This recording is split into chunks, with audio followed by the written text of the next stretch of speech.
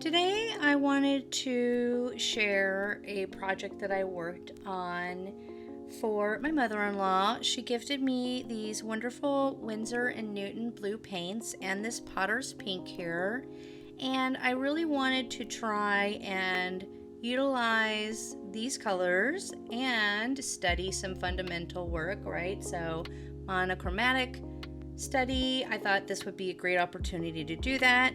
I did include the Potter's pink in the painting that I created, so I know that's a little bit of a cheat, but I blended it in with the blues, so it kind of really makes a nice purple, and hopefully you get to see the granulation. So, and I do like that it adds just a little touch of extra color there. So I hope that you all kind of like seeing this process. This is probably not the final Dragonfly.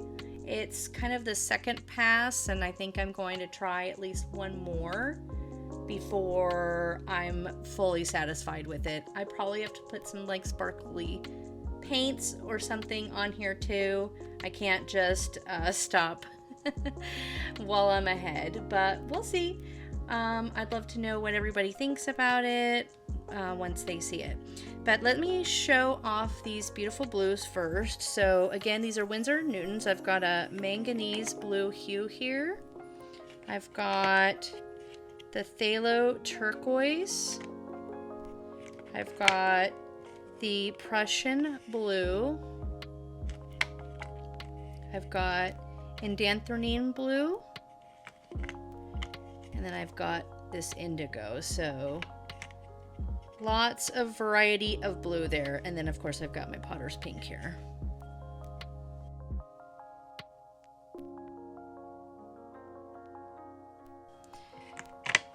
So I'll do a little swatch so you all can see the colors right out the gate. I'm just going to take a little bit from the tube, because I don't want to squeeze out a whole bunch of paint. I've got this elsewhere in like a little section, but I didn't lost track of my little piece of paper that already had my swatches on it. So let's do a little swatch. That's the manganese blue hue. I really love that dark shade or value to it. That'll make a really nice ocean scene one of these days, I'm sure. You know, I love doing nature. I do want to challenge myself to do other work, you know, other subjects, animals, people, things of that nature. So if you come here for nature, just know I'm not giving up on it. I'm just adding to my repertoire of things. So this is the phthalo turquoise. I think this has to be my very favorite blue in all the blues that I got. And that is just, I put just the tiniest bit on my brush, and it is so pigmented that I didn't even blend it out. I can't even blend it out. I need to add a little bit more water, and it's probably going to bleed now that I did it, but just so you can kind of see what the lighter looks like. Yeah, that's going to do its thing. But that dark, that is really beautiful. Then we've got the Prussian blue.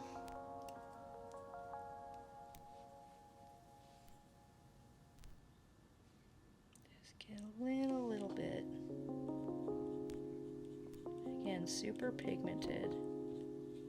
And you can see that that is a little bit on the cooler side. That's got like kind of a warmer green in there.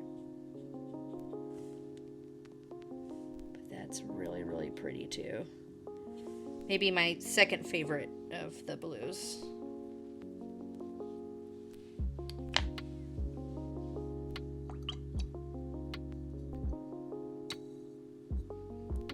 Let's do the indanthrene blue.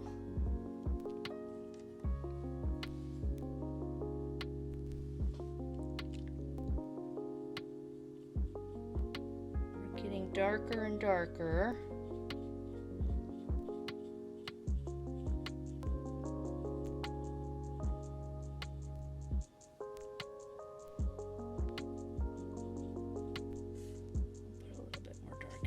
So you can see more when it's at its darkest pigment there. Just like a nice regular blue. Nice cool blue. And we've got indigo.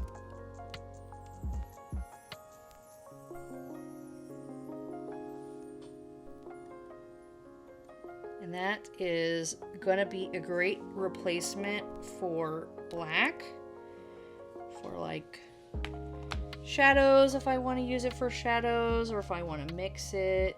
You'll see when I blend it out though, it's going to, you'll see how blue it is. But got a little bit of greenish to it too, but really, really pretty. This is like deep ocean blue. This is like Miami blue. That's deep ocean blue to me, it looks like.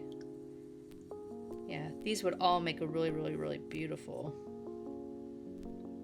ocean scene. That's the thing I think of first. So then, of course, I have to add the Potter's Pink on here. So let's scoosh that up a bit. We'll do the Potter's Pink so you can see it.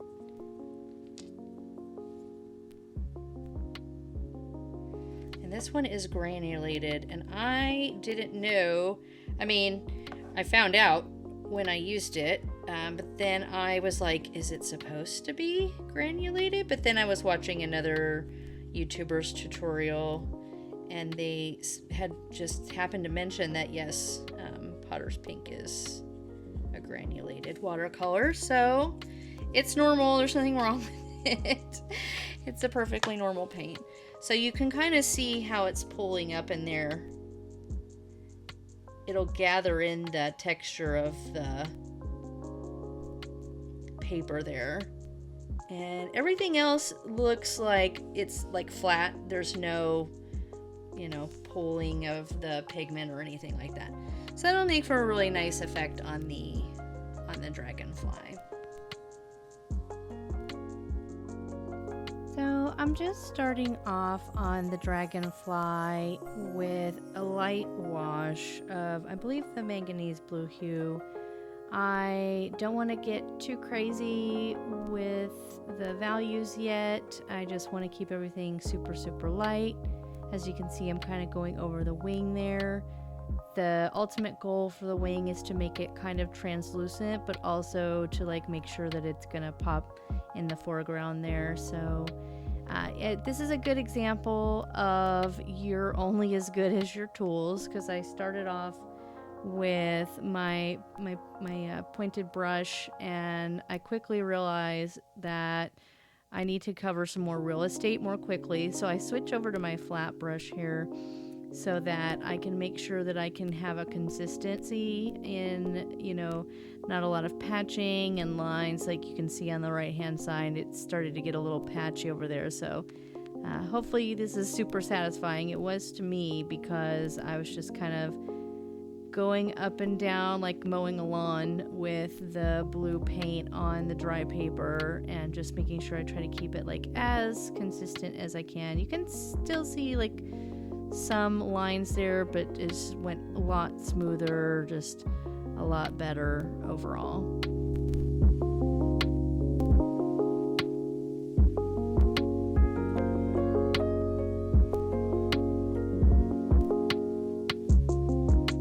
I'm taking my tape off here at this point because I want to be able to move the picture around. I want to make sure that I don't accidentally touch that background with my wrist, so I'm trying to get, you know, that. And then also I am starting on the hydrangeas, and I'm trying a technique I saw on a YouTube video, but I didn't really get in and practice it a lot beforehand. So you can see it looks like, you know, little diagonal diamonds, and it's cute. That's like kind of the point of the tutorial, was to do it that way. But I quickly realized as I start to try and like round things with my brush, I didn't really like the diamond shapes. You can see there I'm trying to like soften the petals a little bit more so it looks a little bit more like flower shaped.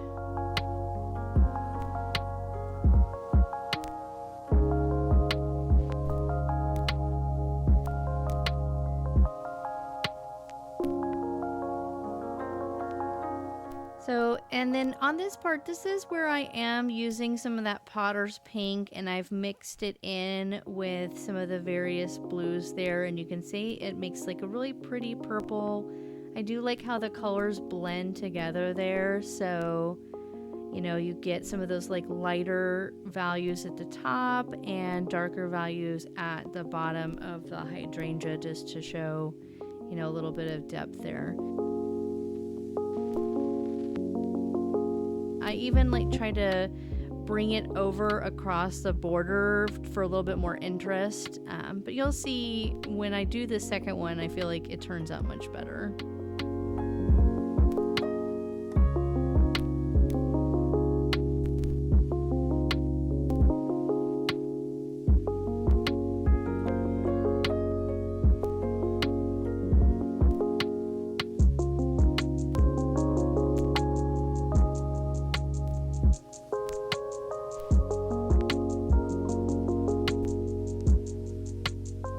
So I'm starting on the second hydrangea up at the top, and I want it to kind of cross over that stem there to go kind of in front of it and behind it, just to add a little bit of dimension there. So hopefully I'm successful with that. You can see this time I'm really rounding out those petals a little bit more, and I'm even putting in some of the like darker blue in the center to kind of like bleed outward, so you can really see the center of like the individual flowers that make up the hydrangea.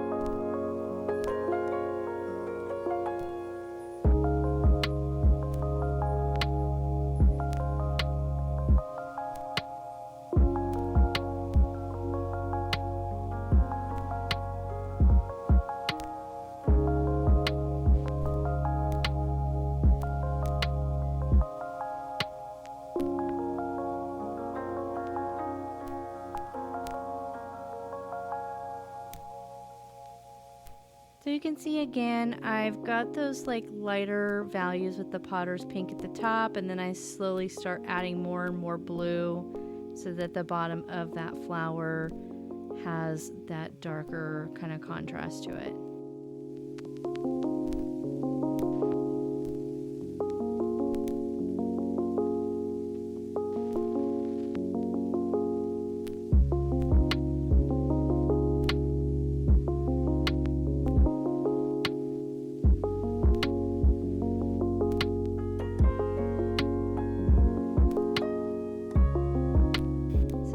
Working on, I have a couple of like leaf shapes here. So I start with one half of the leaf and I make it a little bit darker. I'm gonna let those halves dry.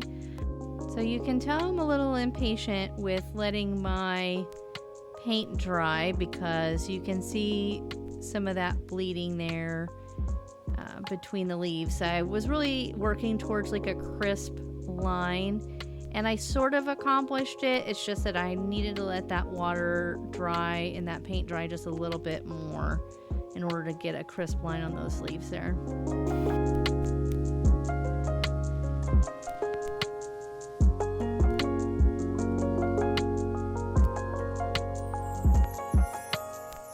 So now I'm picking this bright blue color for the dragonfly. I really want the dragonfly to stand out the most, of course, even in a sea of all the blues.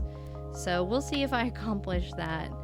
So I start with this, you know, blue, and then in the body I am trying to like kind of mix in a little bit of darker color, so you can kind of see that's more of like the top and the back area.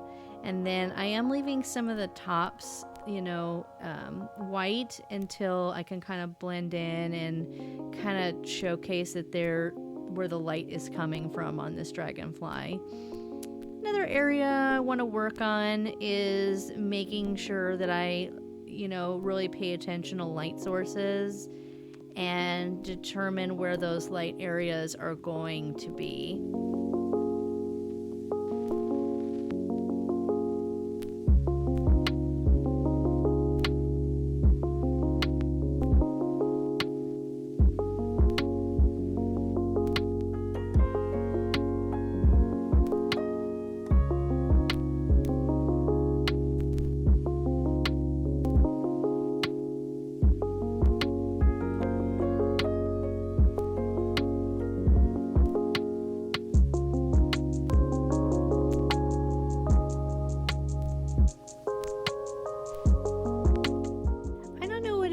About watercolor where I get this idea in my head that I'm gonna paint with watercolor and everything's gonna be like super neat and defined. I know people can do it, and I have that goal in my mind when I do it, but then I feel like when I just look at the painting, it doesn't look super defined to me. Maybe looking back at it, it looks fine. You'll see later I'm going to want to outline some things, and I don't know what compels me. I just get compelled to do it because I feel like my piece isn't like crisp enough with just watercolor paint, which is a technique that I'm really trying to achieve in the future, is to be able to get all my details just with watercolor paint without having to use ink.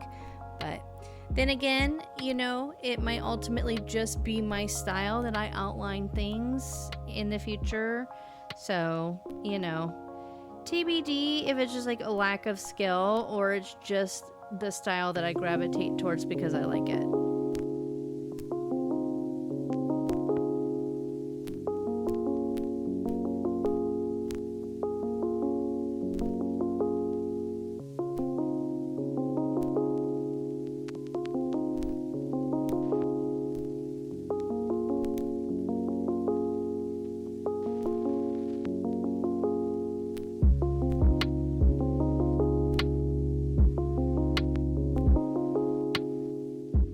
So I have that stem done, and you can see that I did try to keep the area where the wings were lighter. So now when I get to the part where I am trying to, show the translucency of the wings, you can see that there is a distinction between the wings being in front of the stem and like being part of the stem. So I did try to be mindful of that part. I think that worked out in my favor to keep those parts of the stem lighter when I did do that wash over the wings. So here I go, outlining stuff. I told you, I get compelled. I didn't like the hydrangeas just as they were. They didn't look like a hydrangea to me. So I felt like if I went in with some pen and did some kind of like outlining, I thought that this would look better. Now, I see a lot of watercolor artists do this. I think the one that comes to my mind is like Shada Campbell. I think she does a lot of outlining work, and I know there's plenty of other watercolor artists that use pen to outline too. So it's kind of a natural compulsion, I think, just from seeing a lot of other YouTubers do it too. Again, not to say because all those folks are like super skilled. So it's more just like an aesthetic style choice for them. For me, I feel like, again, it's just I'm not seeing the vision of the flower just as it is. I need to like further define it more for it to look good in my eyes. So I'm so curious if anybody wants to comment if you like it better just with the paint or if you like the outlining. Let me know. I'm very curious about this.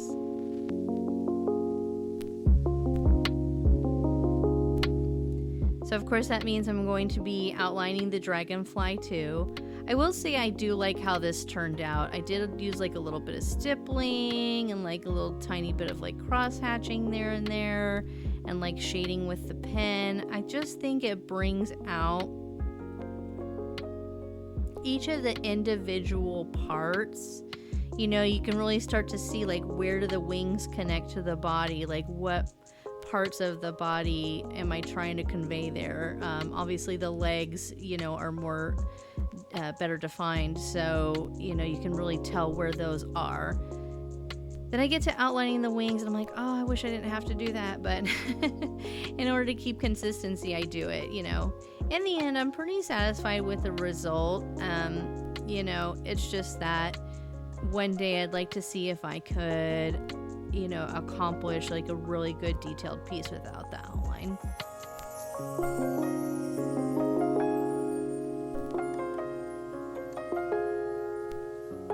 So again, where the stem and the wing are overlapping, I'm trying to keep those lines just a little bit lighter so you can tell that the wings are in front.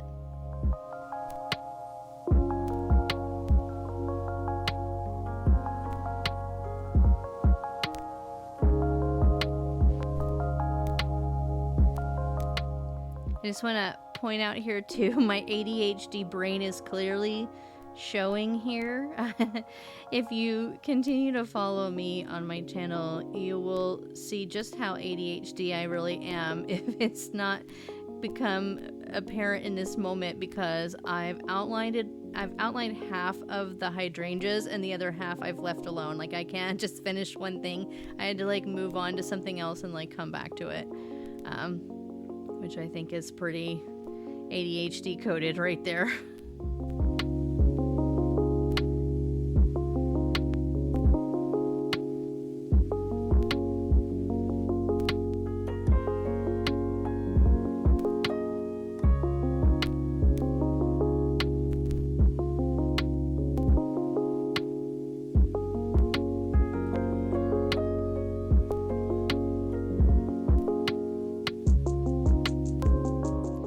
So I thought I was done here. I was like pretty happy. I signed it and everything. I'm like, okay, cool. I realized later after looking at it, I didn't put all of the legs on there. So I went back and fixed that. And I thought there's something about these wings that needs to improve in my eyes. So in like the reference that I use, you can see that like the Dragonfly wings have these like tiny little veins in them. That make just kind of like tiny little like squarish shapes, and then of course you've got kind of like longer, thinner veins along the wings. So what I tried to do here is just take like the lightest blue on my brush and just kind of make a suggestion of all those little kind of like veiny parts of the leaf. And at first I wasn't like super happiness, like, oh, why did I do this? I shouldn't have done this. Then I kind of go in later on and I put in like the little long veiny lines, and I like it a little bit more.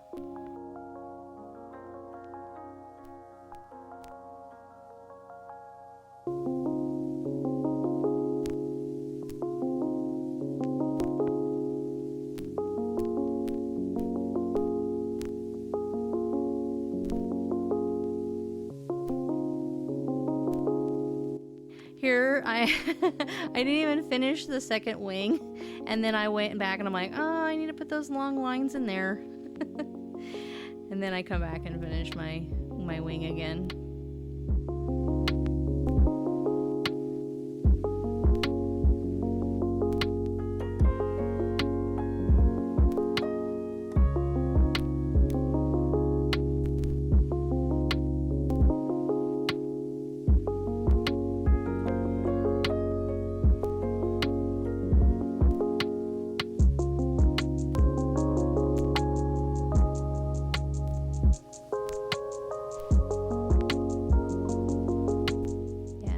Opinion, I feel like those kind of like long veiny lines along the wing, I think that really makes it for me.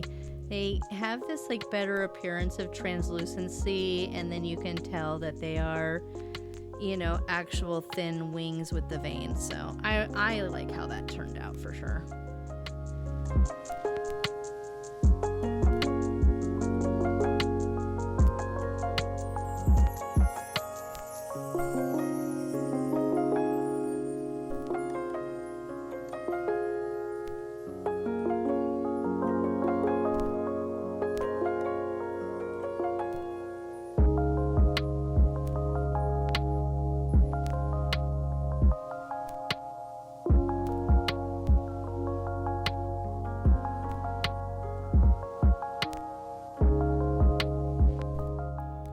looks great, right? Probably don't need to do anything else, right?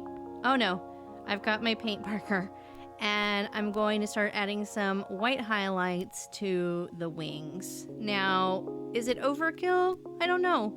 The reference photo had some white highlights on the wing just to kind of show that light reflecting. And I'm not sure if this successfully conveys that. Maybe it was better without the white highlights. But again, this is all part of like discovering what you like and what you don't like about making your art. So always worth a try. Love to hear your thoughts on what you think of the Dragonfly in the end. I really hope you enjoyed this study of the Winsor Newton Blues and my One Potter's Pink, and I hope maybe you picked up a technique or two along the way.